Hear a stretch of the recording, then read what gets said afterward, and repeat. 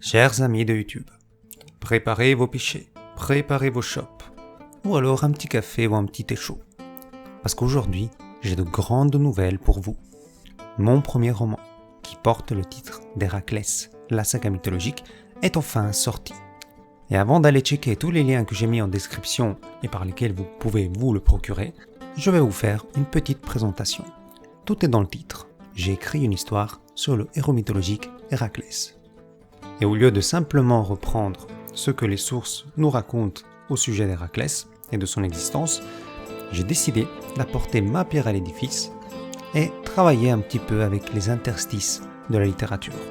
La vie d'Héraclès est constellée de zones d'ombre, car les sources anciennes racontent de manière un peu discontinue des épisodes de son existence qui souvent sont contradictoires si on compare des sources différentes. Et pour transformer tout cela en un roman, il a donc fallu mettre ensemble les pièces d'un grand puzzle qui se situe entre la fin des 12 travaux, et par exemple la rencontre avec Déjanire, la libération de Prométhée, et tous les autres événements qui traditionnellement suivent les 12 travaux. J'ai donc voulu raconter ma propre version de cette histoire, en mettant en contribution toute la richesse des mythes et de la Grèce antique. Je pourrais donc me situer à mi-chemin entre la mythologie et la fiction, dans un récit de fantaisie qui recèle toute ma passion pour la mythologie.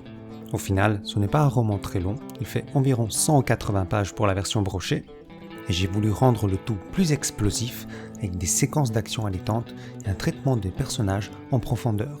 Si je regarde notamment la figure d'Héraclès, j'ai voulu faire de lui le héros qui s'oppose aux dieux, le héros qui s'oppose à la furie vengeresse d'Héra, et qui après avoir accompli 12 travaux pour cette déesse qui a ruiné son existence, décide de prendre en main sa vie et de briser ces chaînes qui séparent l'homme du dieu qui sont en lui.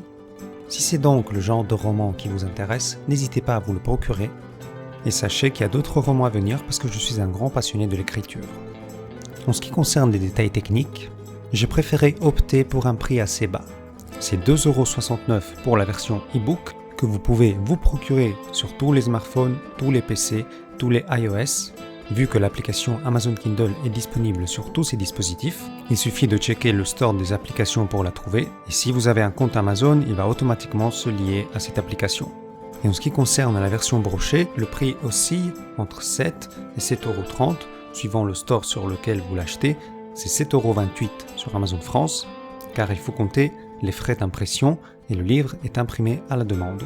Et mon objectif, en proposant cette fourchette de prix, était que le livre soit accessible à un prix contenu. En tant qu'auteur et éditeur indépendant, ma plus grande satisfaction serait de recevoir votre avis et savoir que le livre vous a fait plaisir. N'hésitez donc pas à poser vos questions, à l'acheter si ça vous intéresse, et merci de tout votre soutien sur la chaîne.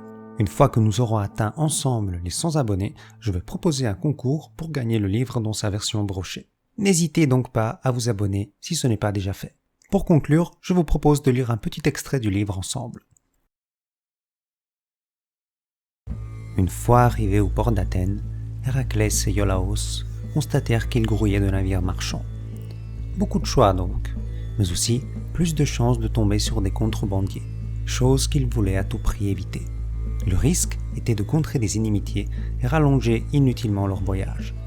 Ils devaient donc avant tout bien choisir le type de marchand auquel ils confieraient le soin de mettre les voiles pour l'Anatolie. Mais avant d'avoir pu commencer, leurs desseins furent interrompus par un brouhaha en provenance des étals marchands. Ce n'était pas le vacarme habituel des ports. Héraclès et Iolaos connaissaient bien ce genre de boucan, et le rassemblement d'une foule dans un endroit précis confirma leurs soupçons. Une dispute avait éclaté.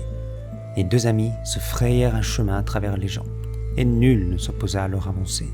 La peau de lion d'une aimée dépassait chacun d'au moins une tête, et s'agitait au-dessus des regards, tel un spectre. Il n'y avait alors plus aucun doute. Héraclès, le héros des 12 travaux, était parmi eux, et tous s'écartèrent pour ne pas se retrouver à ramper dans la boue, la tête la première. « Que se passe-t-il ici » cria Héraclès.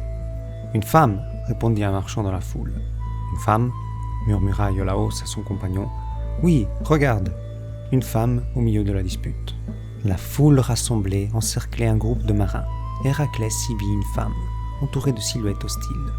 Très difficile de connaître l'objet de leur dispute dans la confusion, mais il devait sûrement s'agir d'une question d'argent. C'était toujours une question d'argent, dans les ports d'Athènes. « Tu payes maintenant !» s'écria soudainement l'un des marins en lice contre la femme, seule de son côté.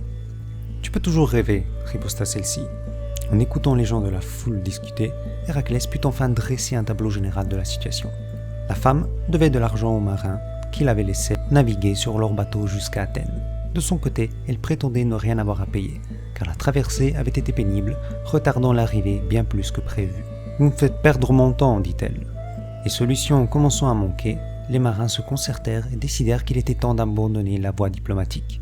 Ce faisant, ils lui barrèrent la route alors qu'elle essayait de s'esquiver. « Si tu ne peux pas payer, tu viens avec nous. » Une étincelle de luxure dégoulinait des yeux de celui qui avait parlé.